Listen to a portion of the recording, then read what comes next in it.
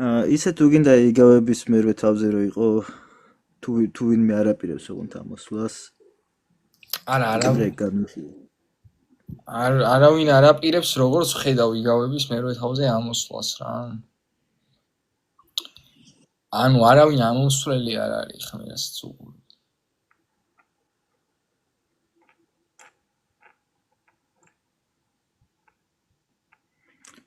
ხო და რა ვიცი მე თუ გინდა ამას შემოგთავაზებ. კაი, მოდი განვიხილოთ და გავიდეთ რა. კაი, ხო ნუ მაგაზე ორი პოზიცია არის. მაინც რო ადუ ზოგი ამბობს რომ ქრისტესი არის, ზოგი ამბობს რომ უბრალოდ გაპიროვნება არის სიბრძნის. ხო. მაგრამ მოდი ავიღოთ ეგ პოზიცია რომ ქრისტე იგულისხმება ამაში როგორც სიბრძნე. კი, ეგ პოზიცია ავიღოთ, ოღონდ აი მაშინ პირველ პოზიციაზე ვიტყვი რაღაცას, ანუ ეგეთ შემიძლით, ანუ ის არის plausible, ანუ რატო იცი რომ ზოგადად ანუ ებრაულ ენაში და ბერძნულ ენაში ორივეგან კონკრეტულ არსებით სახელებს აქვს გენდერული მისადაღება, აი მაგალითად ხალი არის ხო? ბერძნულში სოფია თუ არის გაპიროვნებული, სოფია არის სიბრძნე ბერძნულად და სოფია თუ გაპიროვნებულია, გაპიროვნება ყოველთვის ხდება მდედრობის სქესში. ანუ თვითონ ანუ მდედრობის სქესით არის და იგივე თემა არის ებრაულშიც, ანუ იქ რაც არის სიტყვები გამოყენებული, გაპიროვნება ხდება მდედრობის სქესში და მაგიტო სიბრძნის გაპიროვნება მანდ არის, ანუ ჩემი აზრით, ანუ ამ შემთხვევაში ლოგიკურად ეგ მუხლი არის სიბრძნის პერსონიფიკაცია.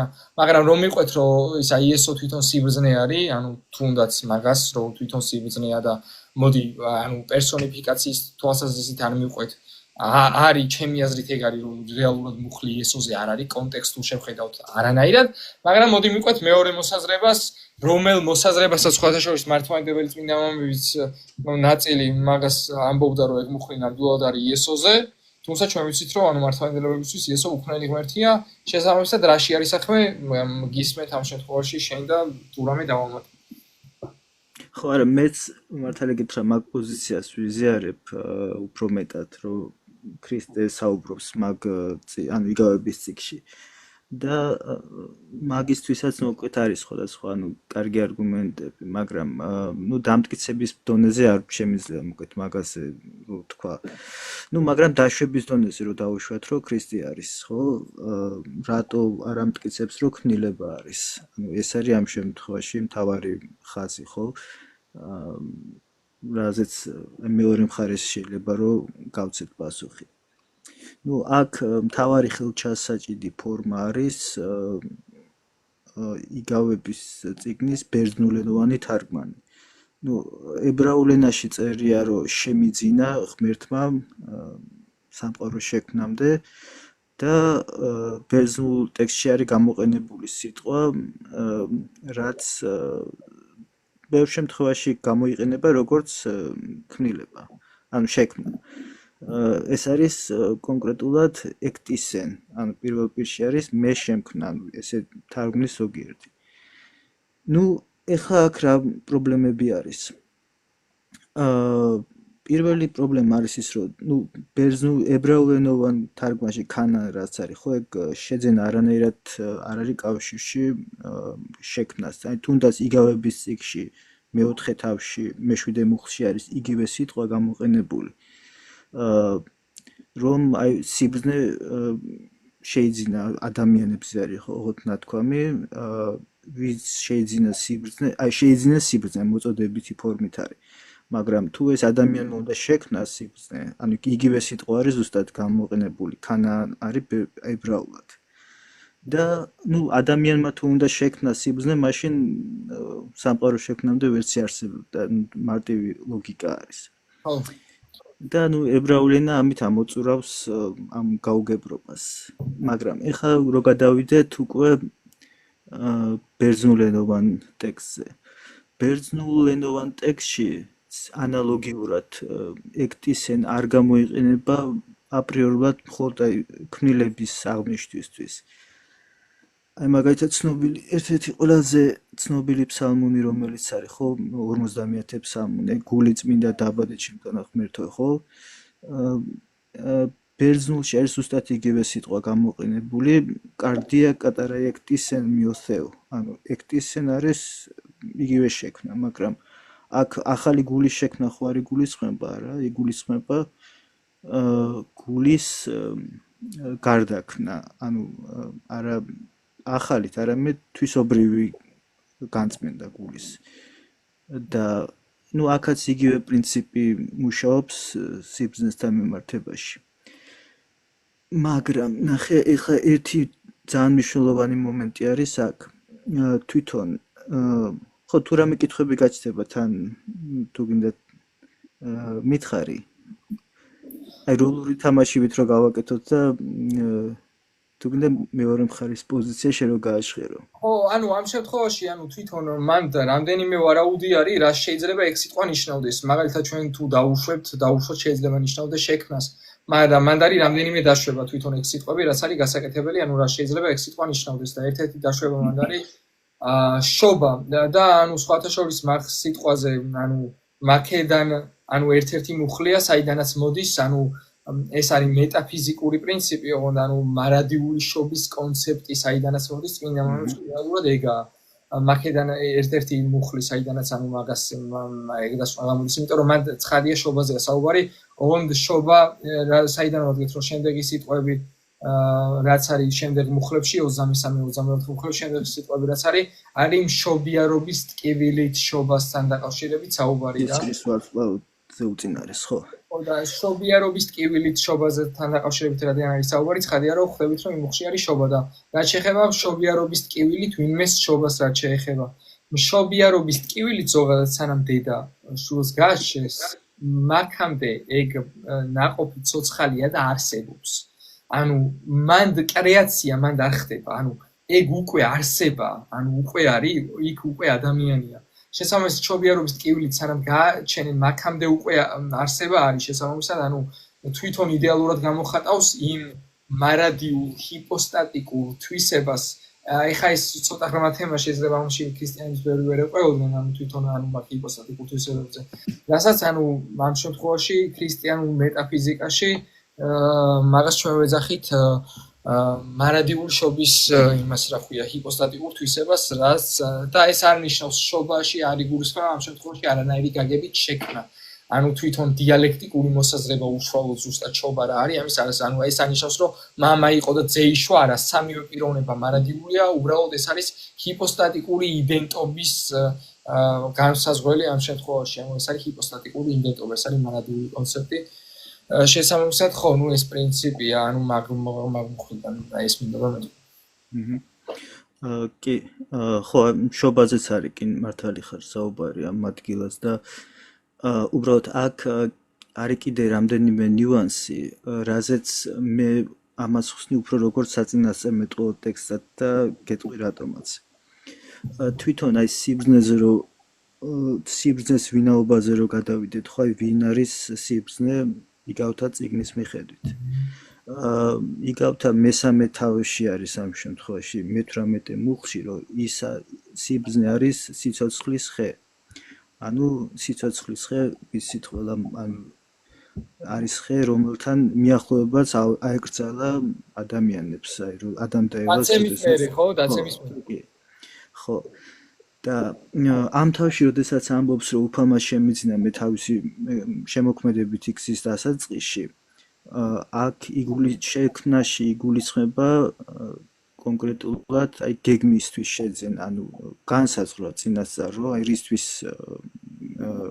რა ფუნქცია უნდა შეესრულებინა. და ამას ამტკიცებს ჩემი აზრით ყველაზე კარგად 31 მუხლში არის აი სიტყვა ქართულად ზოგან რაც ნახე არ არის ხოლმე ესე ზუსტად გადმოთარგმნილი, მაგრამ ებრაული ფორმა არის ესეთი შინაარსით, რომ ვხარობდი ადამიანის ძეებთან ერთად, ანუ ესეთი ფორმით ამბობს სიბრძნე, რომელიც არის სიცოცხლის ხე, მაგრამ ადამიანის ძეებს აღარ ქონდათ ანუ შესაძლებლობა, რომ სიცოცხლის ხესთან ყოფილიყვნენ, ხო?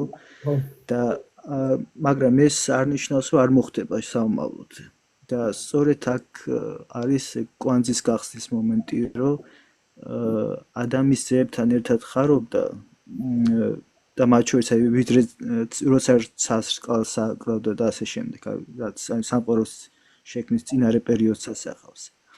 და სწორედ ეს არის კვანძის გამხსნელი მომენტი, რომ ეს არის საწინასწარმეტყველო ტექსტი, რაც შემდეგ უნდა აღსრულდეს, როდესაც შერიგება მოხდება ადამიანის ყველა კაცობრიობის დაცემულების აი ქრისტეში უკვე გაერთიანება და საინტერესო მოსაზრებაა მართლა ძალიან კი. ხო, ისა რა ქვია. ანუ სრულიად შესაძლებელია, ანუ რაღაცა ეგ კავშირია, ანუ სრულიად ლოგიკური. სხვათა შორის აქ ანუ შენ ანუ მაგალითად ამ თარგმანში ორთოდოქსის ჯიშ თარგმანში შემიძინა არის სიტყვა. უფალმა შემიძინა ესე წერია თავის კი, ანუ რა იმიტომ რომ ებრაულიდან არის ეს თარგმნილი. ხო, ანუ თავის ქმნილებამდე დასაბამით, ანუ ისე შემდეგი წინადადებაც ხატყობს, რომ რადგან ქმნილებამდეა თუ მდეარი ქმნილება ვეღარ იქნება, ვინც საუბრობს რა, ანუ ისედაც. თან ძირითადად ეხლა ვისაც მოხავს ეს ადგილი. და ბოდიში ორი წამი რო გაწყვეტინე. არის იეჰოვას მოწყვეტინე ლოკო. ეს არის იეჰოვას მოწვევების თან საუკეთესო არგუმენტი. აი ეს აქვთ. მორჩა. ანუ ეს აქვს. ამას ეყრდნობიან. ამით. ეს არის მაგათი საუკეთესო არგუმენტი. მერტ. ბოდიში მოგის. ხო, არა, ამას იყენებენ ხოლმე იეჰოვას მოწვევები. მაგრამ აი პირდაპირ მნიშვნელობით რომ გადავიდეთ ხო თუ შექმნილი არის აი მათ ერთ-ერთი პუბლიკაცია არის მაგარ ზეპირად არ მახსოვს მაგრამ ჩანიშნული მაქვს სადაც ამბობენ რომ ქრისტე ღმერთმა შექმნა ზეცაში ანუ ესეთი ფორმულირებით ამბობენ რომ პირველი ქმნილება რომელიც ზეცაში შექმნა მაგრამ ამავე თავში ზუსტად არის ესეთი ფორმულირება რომ როდესაც იგი ზეცას ქმნიდა მე მასთან ერთად ვიყავი როგორც ოსკარი და ეგ არის როგორი ხო ეხლა გონი ახსნაც არ ჭირდება რადონის ნონსენსი არის ის მაგარი არა ხო ანუ ეგ ის ნონსენსია ანუ მეგობრებო ხვდებით ხო რომ ქრისტე ქმნილება არ არის ღმერთია იმიტომ რომ ანუ თვითონ მაგას ამბობენ იეჰოვას მოწვევები რომ ქრისტე შექმნაო და მე შექმნაო ყველაფერიო და თუ ქრისტე შექმნა ანუ ქრისტე სანამ შექმნიდა სადღაც ხო უნდა შექმნა დროში ხო არის და ჯერ დრო ხო უნდა იყოს შექმნილი ან სივრცე ხო ანუ სადაც ანუ ეგ ნონსენსია ყველა დონეზე ანუ ეგ მაგიტო ეგ ფორმაზე გამეცინა ხა იმიტომ რომ ის არის რა ქვია რა ვიცი აი როგორი ლოგიკური ფალასია იცი რომ აი თავის თავს გამორიცხავს ყველა დონეზე და შესაბამისად რა თქმა უნდა ქრისტე არის ღმერთი და არა ქმნილება ანუ უქმნელი ღმერთი იესო არის ღმერთი ასე რომ ხო ნუ ეგ პრინციპი არის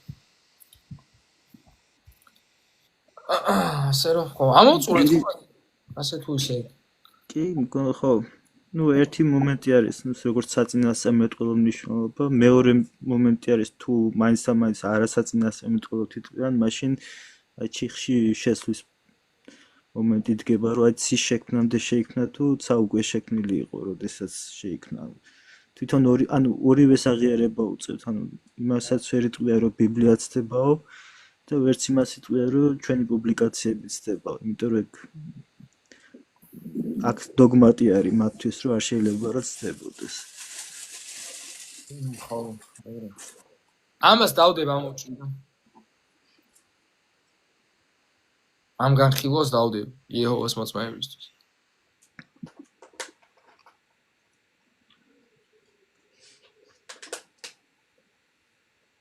ხო ну იეჰოვას მოწმეებს ახლა სამი ძირითადი მუხლი აქვთ რაზეც აპელირებენ რომ შექმნილი არის ხო ანუ როგორც მახსოვს მეორე არის კოლოსელთა პირველი თავის ის მე-15 მუხლიდან და მერე არის ალბათ გამოცხადების 3:14 ხო?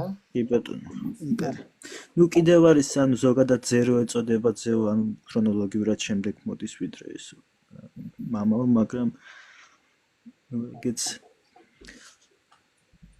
ისა რა ქვია ეგ არის კიდე ერთი გაუგებრო ზე არ ნიშნავს მეგობრებო რომ ჯერ მამა იყო ანუ პიროვნული იდენტობა პიროვნული ახ მამობა ზოგადად ღმერთს როცა მამას ეძახი მან არის პიროვნული იდენტობა სულს ხო ეგ გაიგო თუ ღმერთი არის უდროო შესაბამისად თუ მამაა ზე უნდა არსებობდეს უდროო თორე მაშინ დროში გამხდარა ღმერთი მამა და ღმერთი ის კი არ არის რა ქვია არის. მე შეიძლება გავხდე მამა არ ვარი ხა ამ მომენტში და შეიძლება რა მამა გავხდე.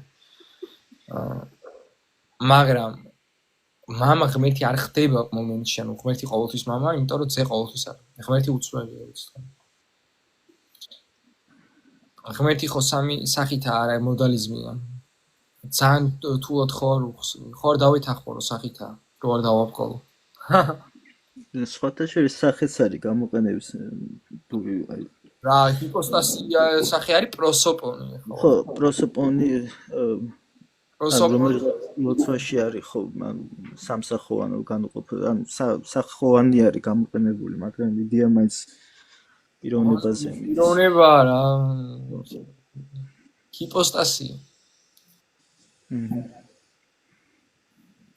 ხო ამას ლათინურად პერსონა ხო პირდაპირ გაგებით ანუ ნიღაბი არის მაგრამ ერთია სიტყვა მეორეა ტერმინი რა ხო აბა რა ისაც იძენს უკვე აბა რა იქ ძალიან მნიშვნელოვანია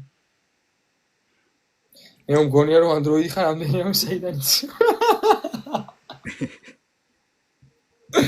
ანდროიდი ლოკო კინა არის ვაფშე ანდროიდი კვადრატში არა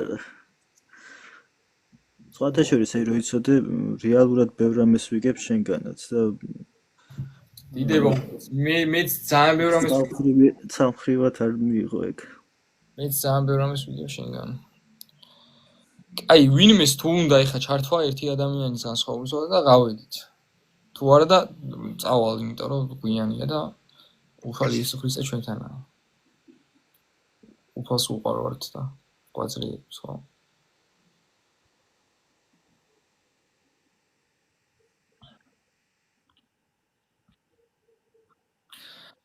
მიყარხარ ძალიან ყველანი შეგეწიოთ ქრისტე ღმერთი და გაგაძლიეროთ თქვენიცით რა შეგეწიოთ